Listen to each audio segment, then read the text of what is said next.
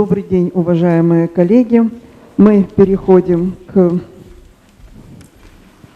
нашей основной программе. И сейчас у нас ключевая лекция ученого с мировым именем, профессора До, который является председателем Европейского общества специалистов по роговице и поверхности глаза, который внес большой вклад в развитие патологии роговицы, в изучение ее морфологии, которого мы с удовольствием слушаем ежегодно на европейских конгрессах. Несколько лет назад им был открыт новый слой в роговице, который получил название его именем, он так и называется, слой профессора Дуа, и сегодня его ключевая лекция будет посвящена именно значению этого слоя для роговицы вообще и хирургии в частности. Okay. Good morning from Nottigham, United Kingdom. Is it okay for me to start my talk now? Yes, please, Professor Dua. Welcome. Thank you so much. Yes. So I'm really honored to be able to give this Spirit of Memorial lecture to the Ukrainian Ophthalmology Society and to the Village of Institute. I'm going to talk on the three lessons there and its relevance to corneal surgery and pathology. I think it is a very proud moment for all of Ukraine and for the whole world to be honoring Professor Filatov for his contributions that have made a lasting impact and will continue to do so for generations to come. As we all know, his contribution to corneal transplantation and even to plastic surgery has been enormous, and it is a fitting honor for me to give a lecture in his name. Corneal transplant, when I was a resident in the Vilsack Hospital in Philadelphia, I saw patients like these that had square grafts. We've been doing corneal transplantation for more than 100 years, and I used to tell my son that this is what happens to your eyes if you watch too much television. The problem with corneal transplantation is that despite all the years that have passed, we still have problems. We still have rejection and failure. With stem cell deficiency, the graft always fails. Even if there's a very clear graft, sometimes there is so much astigmatism that the vision is poor. And no matter how many years have gone since the graft, this graft-post junction is always weak, and a little injury can cause the graft to release and the eye contents to be lost. So no corneal transplant that is penetrating grafts can survive this test as is shown in this cartoon. The answer to these problems of rejection and poor wound healing and suture problems came not from biological advances so much compared to surgical advances. And we were able to do now deep anterior lateral keratoplasty for indications that affect the stroma, and we are able to completely eliminate the risk of endothelial rejection. And similarly for pathologies that affect the endothelium, as listed over here, we can do an endothelial transplant and completely eliminate the problems of astigmatism, wound healing, and even the rejection rate is low. So my story starts over here. This is deep anterior lateral keratoplasty. So we have made a refined mark on the cornea along about an 8 mm circumference. We mark the suture points, and under a little drop of ketone to make it magnified, we are going to inject air with the needle. That's where this video will start. And this here you see a white streak go up through the refined mark. We take the needle out and we take away about half to 2/3 of the anterior stroma is removed. And once we do that, we puncture the bubble to let the air out, and then we can put either viscoelastic, now then we put a viscoelastic in the space, but this was one of my very first down, you cut it into 4 quadrants and you excise the quadrants, and then you put the new cornea from which the Descemet's membrane has been removed. This technique was well described by Mohammed Anwar, and it was called the Descemet's bearing technique. Now, when I was doing this operation, there were certain clues that told me that this is not as the disease explained. The first thing was that the Descemet's membrane was very tough. You could even bounce an instrument from the Descemet. In fact, it was an instrument that would take that force. But that was not how we see what the Descemet membrane is. Also, we have thought that when you do a penetrating graft and you put your needle into the tissue, you can see this edge. And we were told always that this edge is due to the Descemet's membrane, and one should not go through the Descemet's membrane in adults when we are doing a penetrating dental classes. Now, keep that thought in mind. And let's see this video where I'm peeling the Descemet's off the donor button to do a gap. So this is what we will do before we put the donor tissue on the gap. You can see how smoothly the Descemet's membrane is coming away from the donor button. And this interface between Descemet's and the stroma beneath is quite smooth and easy to separate. Now when I take this cornea and I suture it on an eye where I'm doing a gap, you can see I can still see that edge. Now if the edge was due to Descemet's membrane, why am I still seeing it when I have removed the Descemet's membrane, that edge? So that again was another clue that something is not quite what the explanation is provided. So these thoughts kept coming to the mind. And the third important point here was that when I'm separating the stroma from the Descemet's, in some cases I see these strands of tissue. If the bubble doesn't go all the way to the edge of the trephine, you can see some strands of tissue which might have to be cut. Now, when I separate the Descemet's from the stroma, it is very smooth as I should do. So when I separate stroma from Descemet's, why should there be strands? Again, that didn't add up. So on the basis of this, we made a hypothesis that there exists a different layer in the deep stroma that is not the Descemet's membrane, and the plane of cleavage is there are two, one between Descemet's and stroma, and one between stroma and this other layer which we don't know much about. And we then try to explore that by doing dark and high-line eyes, and we then published or presented our first results in 2 international meetings, and we call this either the 3 Descemet's layer or the 3 Descemet's stroma layer, and then also the dual layer or the F. Now these are the experiments we did. So here is a human cornea scleral disc. It is the endothelial surface facing us. We injecting air. You will see that air is escaping at the periphery, and over here the bubbles, and a central large bubble forms, which then goes towards the periphery. It does not go all the way to the periphery, but about 8.5 or 9 millimeters maximum. We call this the type 1 problem. And in some cases, something different happens, very different. You will note injecting air, see the circular movement of air occurs first, then a very thin wall bubble forms that goes across the entire surface of the body. Again here you will see this circular movement of air, and this thin wall bubble always starts at the periphery, most of the time, again at the periphery. Notice some air escaping from here. So this thin wall bubble was different, and we call this the type 2 bubble.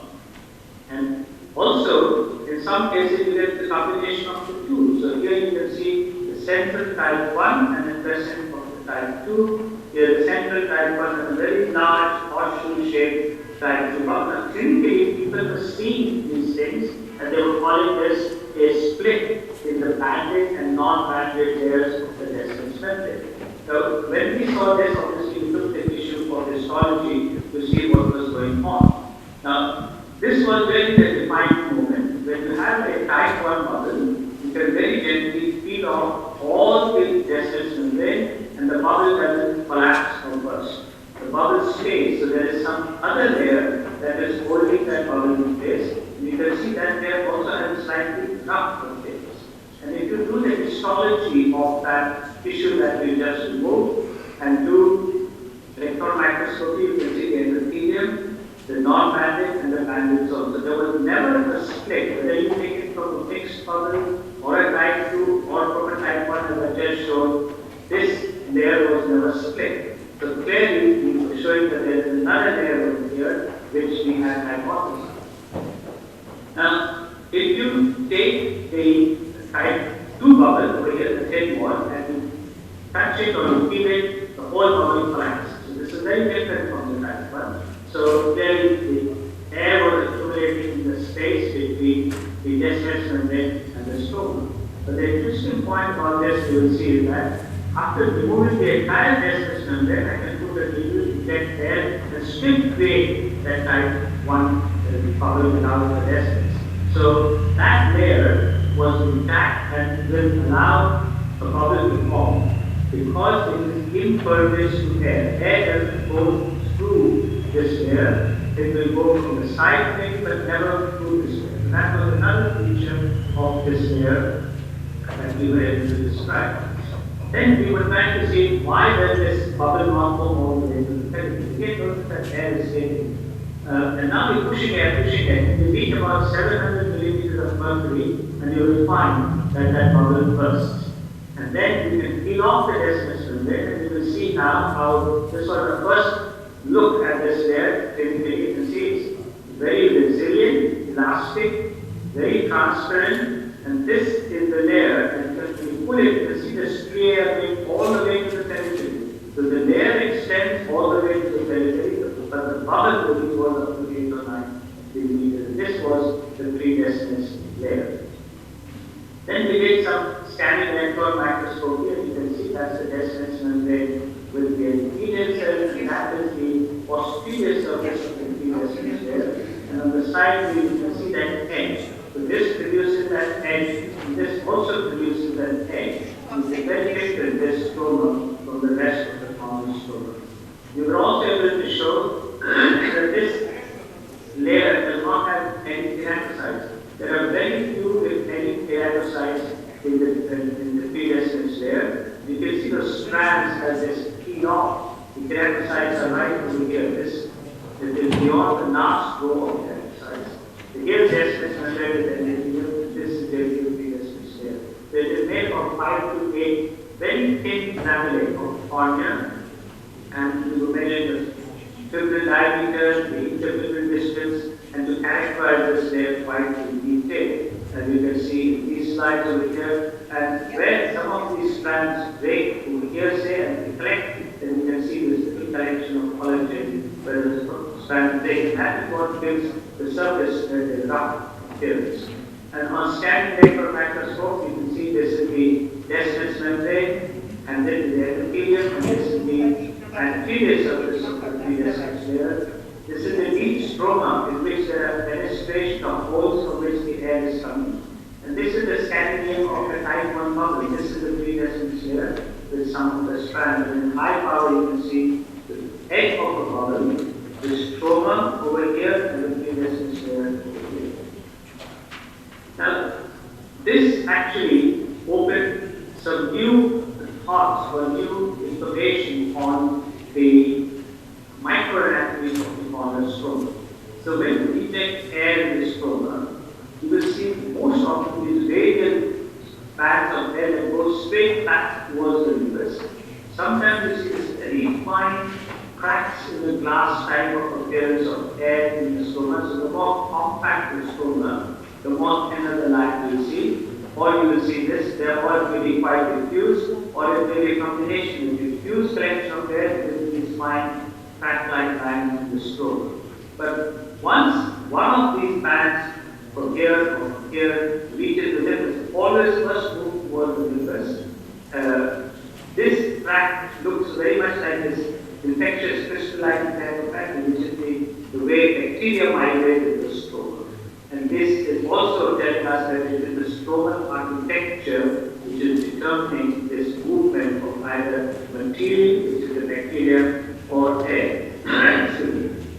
So once this air reaches the limbus, it starts to move along in a clockwise and counterclockwise direction until the circle is completed, and then the air moves in the central direction to build the entire stroma. So you can do a section of this tissue to the air in a circular distribution. And you can see the periphery of the cornea swells much more readily with bigger spaces than the center, and air moves in the circle. These are two different samples over here.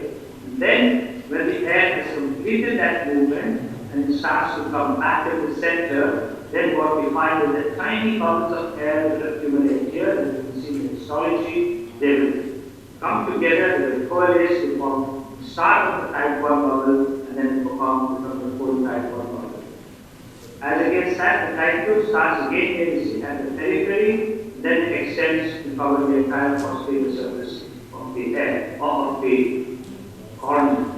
Here, the fixed bubble, that is small type 2 bubble, which is air between the predistant layer and the descendant membrane, and then that's the type 1 component. Here you can see they are both are complete.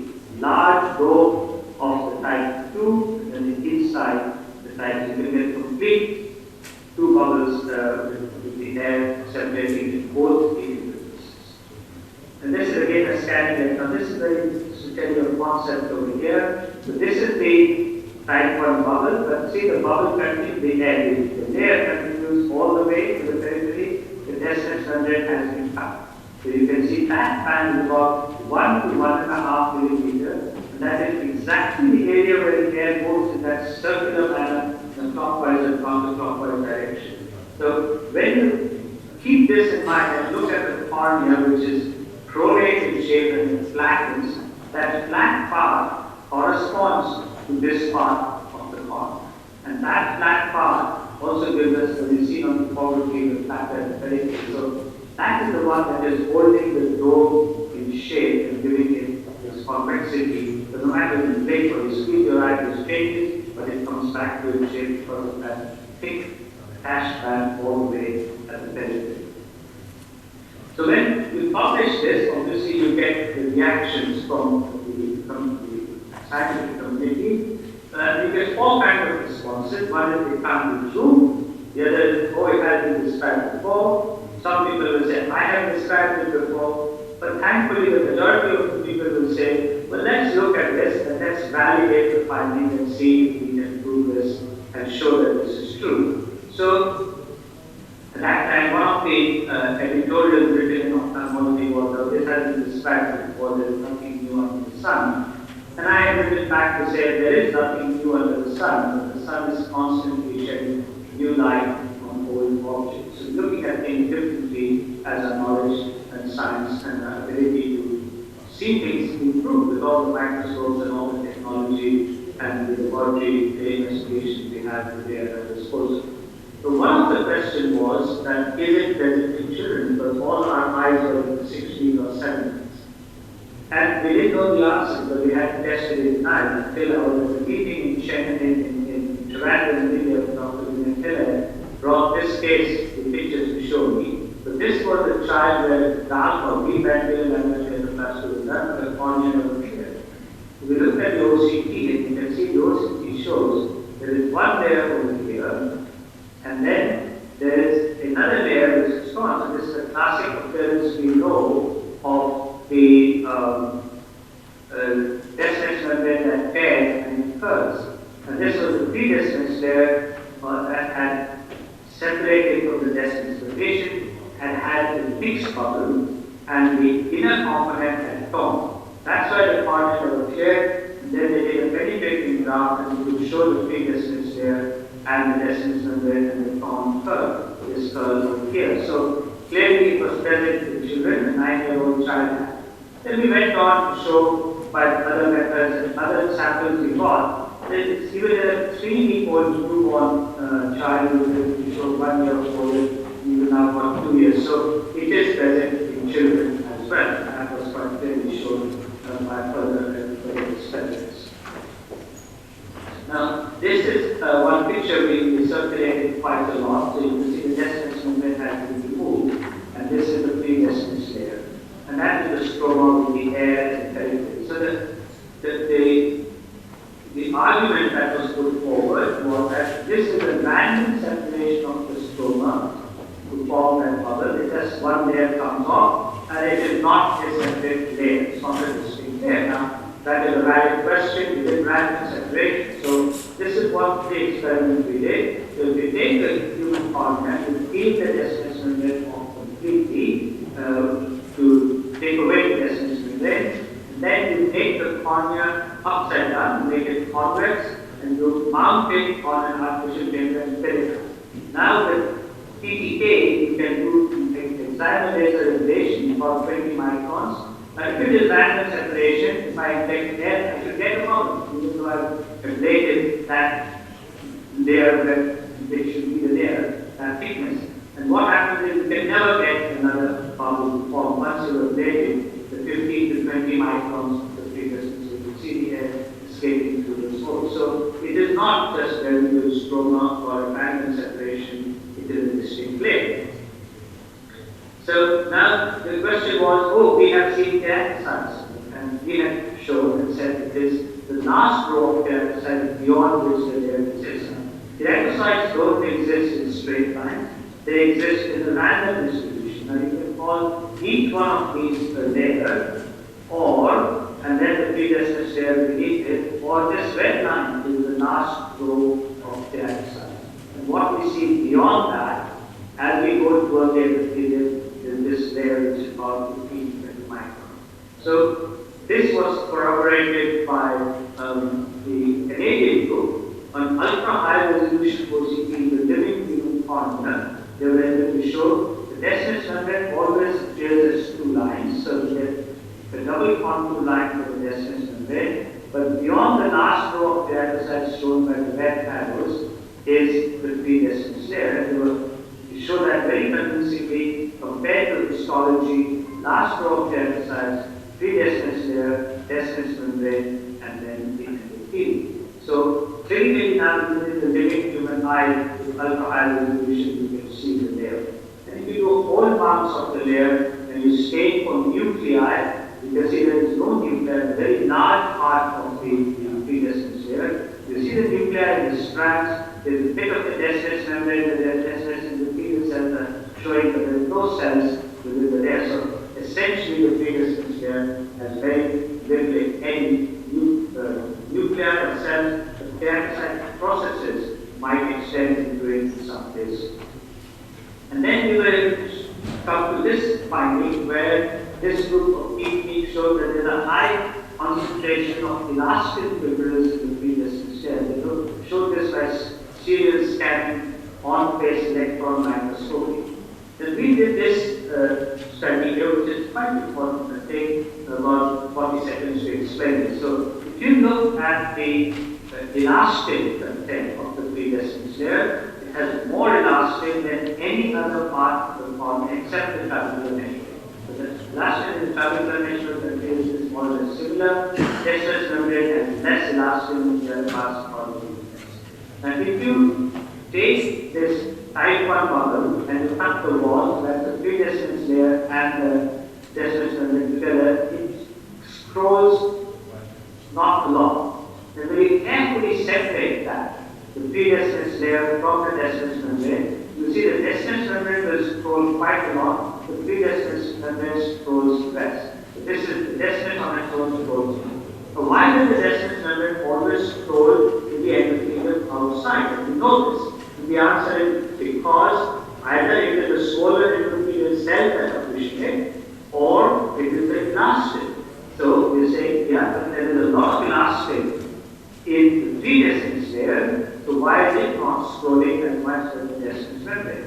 Now when you do immunostaining for elastin, it is the predestined layer, the elastin is distributed all the way, but at the Descemet's membrane it is as a thin band only on the anterior part of the Descemet. And this is the predestined layer with the elastin, the predestined layer here, the elastin band in the Descemet. This is whole cornea, in the section of whole cornea you can see the elastin band of the Descemet's membrane. That's the Descemet's membrane. The interfacial matrix, this green is the predestined layer with its elastin. So the predestined layer is unique in that it has more concentration of elastin uniformly distributed through it. So the hypothesis is that this elastin band which is what is causing this to curve inwards to the endothelium on this side. And if you take this scroll distance and then you put elastase enzyme and give it for a few minutes, it by itself spontaneously unscrews. And you can see over here, this is starting to unfold and then it is completely unfold just by treatment with elastase. And then into a section of this, you can see the elastic band is completely degraded compared to the shows. But what about the swollen endothelial cells? Well, if you take this descent membrane to endothelial cells, and with this phase treatment you take away the endothelial cells, it will still scroll in the same direction. So there's nothing to do with the swollen endothelial cells. And this is what you can see in this video. We made take a bit of a rubber band, which is the previous here. It's quite elastic, and it will come back. Now if you take this and hold it, and then you put air, it will go down like type 1 bubble, and it will come back up because of the elasticity. It will come back up. Now if you put glue on this big rubber band, and you stick it to a piece of paper, that's the glue, and you stick it on that piece of paper, firmly fix it down. What you will find is that this rubber band on the top will make the whole paper to scroll with the back surface, which is the endothelial surface, is lined with the descent membrane to come forward. And you will see that as soon as they give it the step parchment, the whole paper goes down as the descent membrane through. So it is that elastic band. Now this elastic band is not there for us to do defect, it has a physiological role. And because the descent membrane is attached to the back of the cornea, there's no physical connection, but it has to be tightly opposed to the back of the cornea to keep the cornea dehydrated. You will find the tendency is for students to scroll like this because of the elastic band. You keep it attached all the time without physical connection. So I think that is the physiological role served by this elastic band distributed along the anterior surface of the descent membrane. Now, how does this all come together in our surgery? So people do viscoelastic instead of air. Some people do it in duct. So what we found is when we inject viscoelastic to create the bubble, it's very important that it go deep. If the needle is superficial, you get a diffuse spread like that. If you go intermediate, you might get a diffuse spread, or you might get a large intrastomal bubble. Intrastomal big bubble with a lot of stroma at the back. Now many people have done down thinking this is a type 1 bubble, but it's not. And this you can behave exactly, you can cut it and take the quadrants out and you think you've got a type 1 bubble, but indeed you have a lot of stroma because viscoelastic is this tear in tissue apart where it is detected posteriorly. Here is some more. This is a good example where you did get a type 1 bubble, but here for the intrastomal bubble, this will behave clinically on the table very much like this. You can't tell the difference unless you do an intraoperative procedure. Other examples of intrastomal bubble. So one test to be done with viscoelastic, be careful of the intrastomal versus the type 1 bubble. Now clinically, you can tell a type 1 bubble, you will get this rough looking surface against type 2, which is very, very smooth. It's very difficult to predict which bubble you will get, but it is very important to know which one you have got. But this one can be damaged very easily and it can burst. This one is quite strong. Now, for example, if you've got a mixed bubble like this over here, if you do a paracentesis, like you will do in an operation, you easily burst the descent membrane.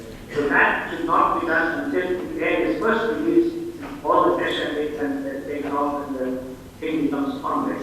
If you've got a mixed bubble like this, you will not put your paracentesis on this side, but you will do it on this side because here you can tear the descent membrane. So the correct clinical tip that has come from this work. And watch this video, okay? Nice bubble was achieved, cutting the egg and it goes worse. And the whole descent membrane comes away, as you will see. So this time we will not go off the lip. The type 2 bubble, the descent membrane bubble, is very vulnerable to shock. And you have to do repeated paracentesis to keep the pressure down and the membrane flat and placid so that this does not happen like a tense balloon touches the pin, it bursts. So you can avoid this kind of disaster if you know which kind of bubble you have got. Here again is a video with my friend Ramesh. He's done the big bubble, he had a nice bubble, but in fact, those days he didn't know whether it was type 1 or type 2. He has put the new part in, for some reason, he hold the eye and move it to one side. See what happens. You just move the eye to one side and it works. But this will never happen with the type 1 bubble with the previous there. The left was very strong. So now that we know what is type 1, what is type 2, we can avoid these kinds of disasters happening. But if you get a tear in the type 2 bubble, sometimes surgically that can happen. Here it has happened with this is my patient, the PSS, after the large there is a big tear. This tear will not extend, and you can complete the operation quite successfully. You don't have to convert to a manipulating now, because that tear and the previous tear supporting the deference membrane will allow the operation to be successful.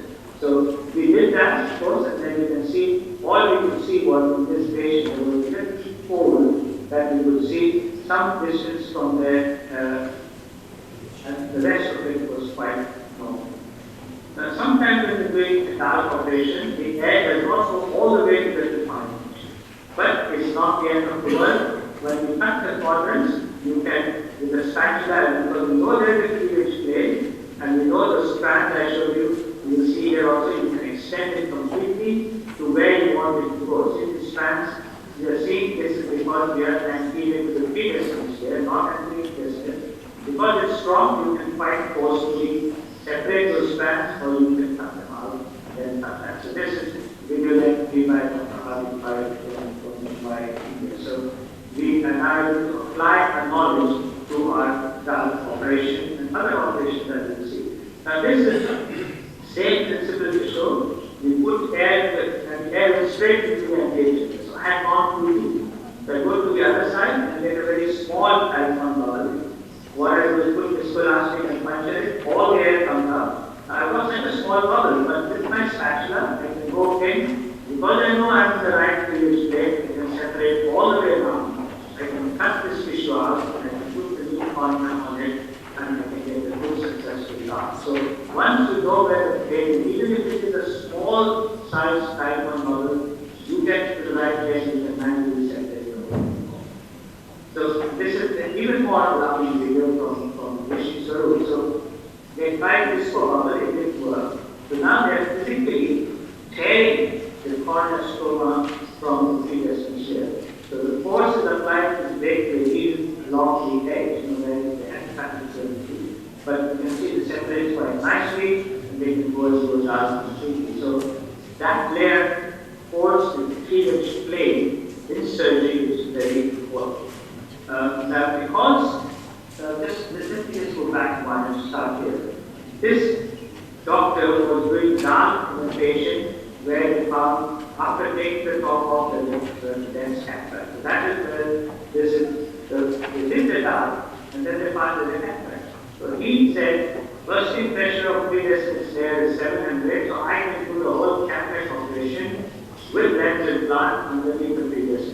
About 5 or 6 other patients. In one patient who did this also, so he did the tracheotomy and put that in the ground in the sulcus of this patient. And this operation will be done by other people many times, and when we did our first series, we then called it the dark triple operation. And you can see here, these are examples of the dark triple. So simultaneous cataract extraction under the previous material. You cannot do it if you get a type 2 bubble, because that is very fragile first. Now, again, let's go back to this. You're getting a type 1 bubble, which is nice, but what we can also do then is you can take the air out and you can refine this tissue and use the previous layer, this membrane, endothelium for an operation which is now called PDEC or previous endothelial layer transplant. So you can do it for endothelial transplant. And the interesting point about this, the important point is that this tissue, as I showed you earlier in the last slide, it scrolls much less. It doesn't scroll as much as the descent, and it's easier to unroll in the eye. And you can take it from any age, because you can get a type 1 bubble even in very young children. As against female, this becomes more difficult than younger to take away the descent membrane. Now remember I told you that the predestined layer is impervious to air. And how does air get to it to cause a type 2 bubble? And the answer lies in the fact that the type 2 bubble always starts in the center. So what we did is this is in an iodine type. So when we inject air, we mark the point where the type 2 bubble has started, and we feel the distance and look underneath with the scanning electron microscope, and you find these clusters of different holes. And here again you can see these holes which are marked with the circles. We found that about 15 to 17 such clusters of holes, given that there is no air injected, you will see the holes all along the circumference of the cornea. And the average the size is about 20 microns of these holes, range from 50 to 60 microns. Now you can look at this picture here. This is the predestined layer, this is the trapezoidal meshwork, and these are the holes. So this is the trapezoidal meshwork starts. And I'll show you right over here how the predestined layer actually is continues as the trapezoidal meshwork. Now if I inject air, you will find air will escape from these holes. Now the white line represents the attachment of the destined membrane. Then air escaping from these holes will go to the anterior chamber. You know that when you dark, you often see air in the anterior chamber. But if the destined membrane is attached here, then air escaping from the hole will go anterior to the destined membrane and create a type 2 bubble.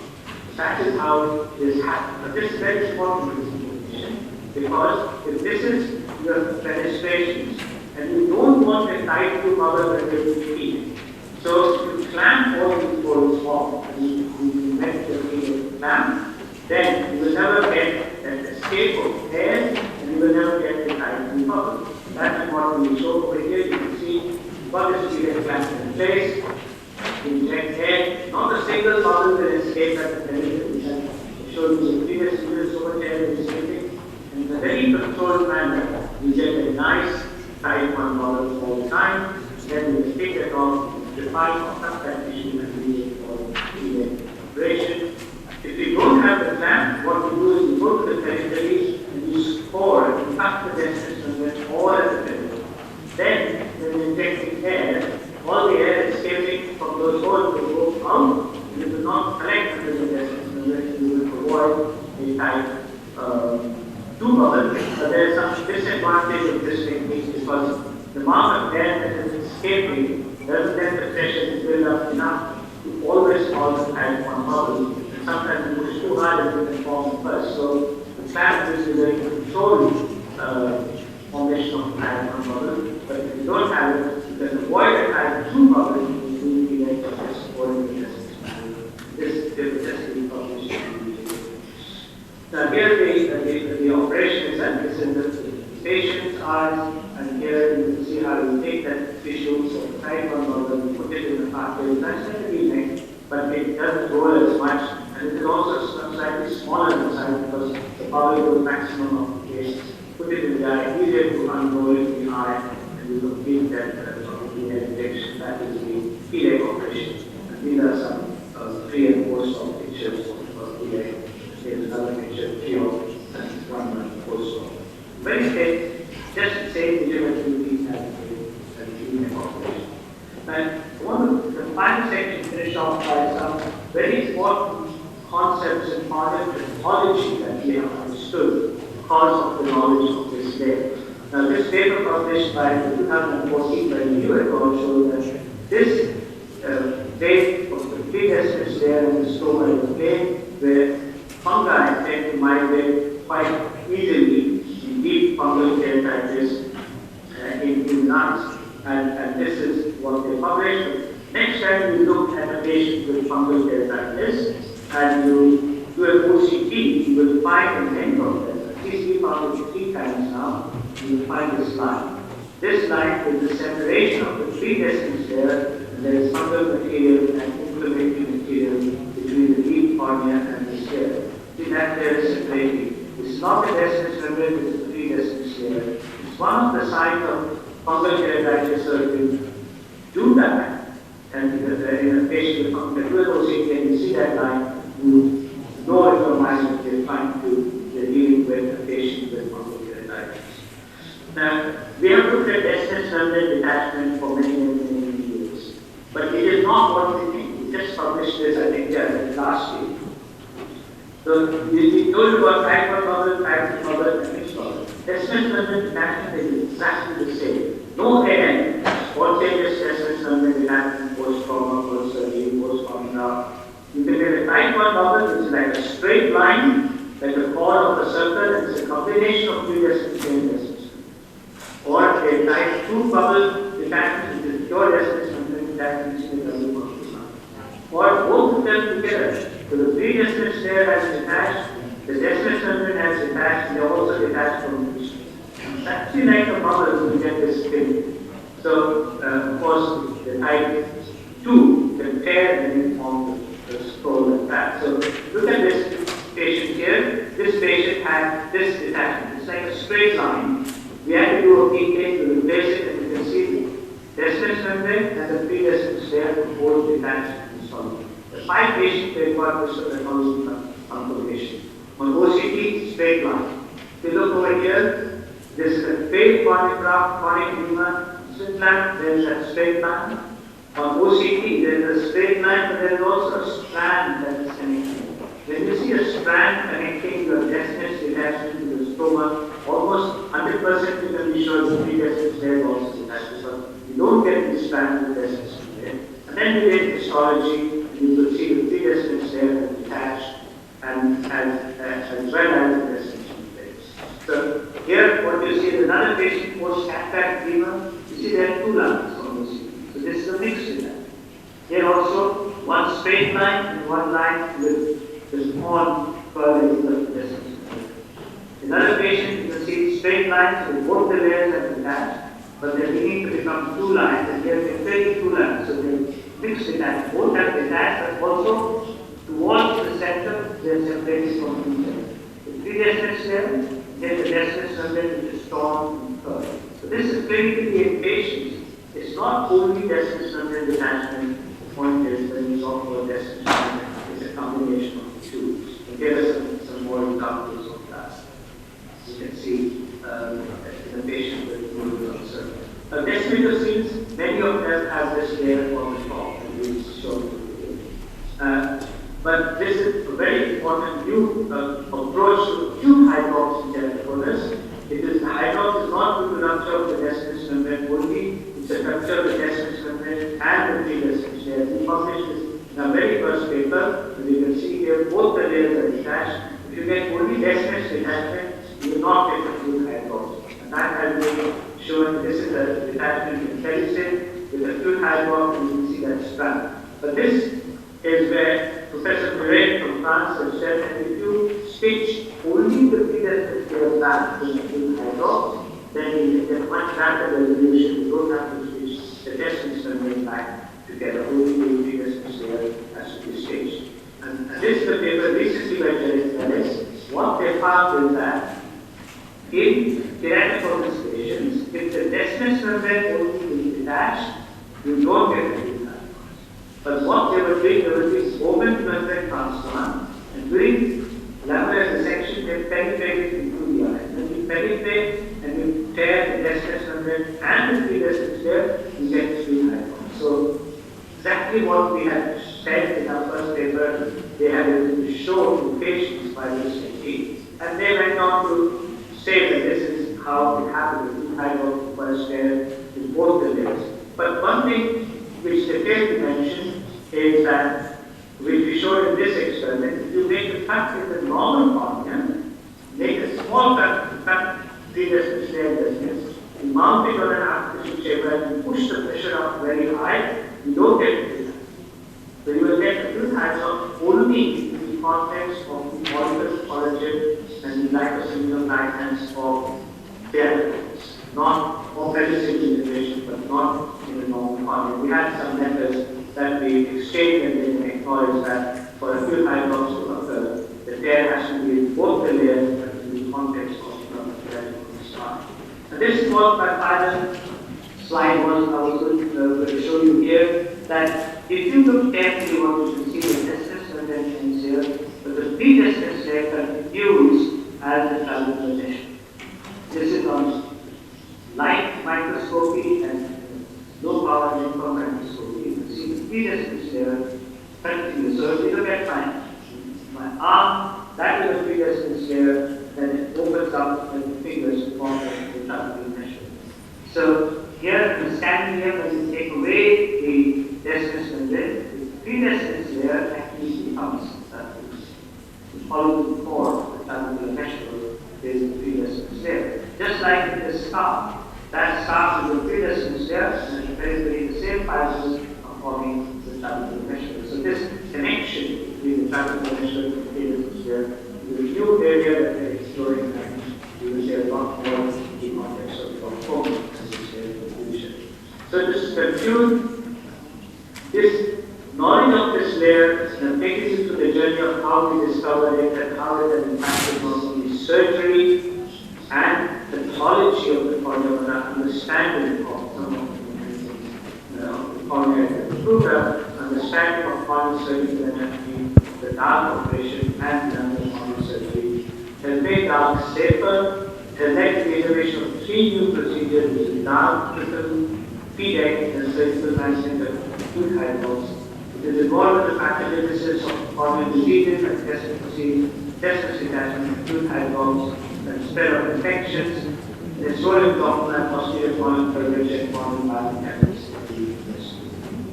So thank you so much. I really appreciate this opportunity to talk to all of you and tell you my story of the discovery of the day.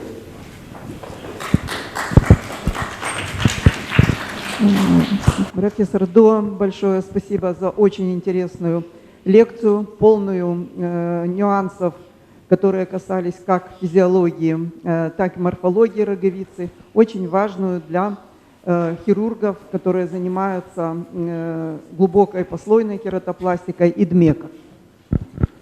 Professor Do, thanks a lot for such interesting lecture containing a lot of peculiarities and details of pathomorphology and molecular mechanisms, and it's a great contribution to the DALC and DMEC surgery for corneal surgeons.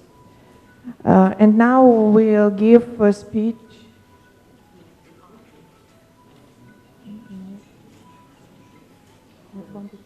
And now we'll give a speech to the director of our Filatov institution, academician, professor, doctor of medical science, Pasechnikova Natalia Vladimirovna. Профессор Harminder Dua, у нас есть традиция, давайте говорить, переводите. Dear Professor Dua, we have such a tradition. Ученые нашего института рассмотрели и высоко оценили ваши выдающиеся заслуги. И за вашу прекрасную лекцию награждаем вас серебряной медалью имени Владимира Петровича Филатова, утвержденной Национальной академией медицинских наук. Scientists of our institution have highly appreciated your outstanding achievements, and for your perfect lection, we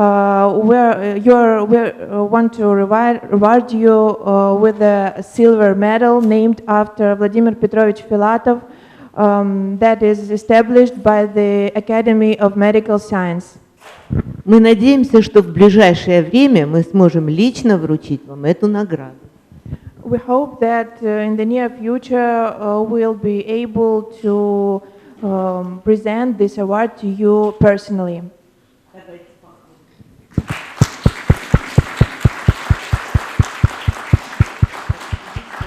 Thank you very much. It is a great honor for me, and I also hope that very soon I should be able to visit your nice country and meet all of you.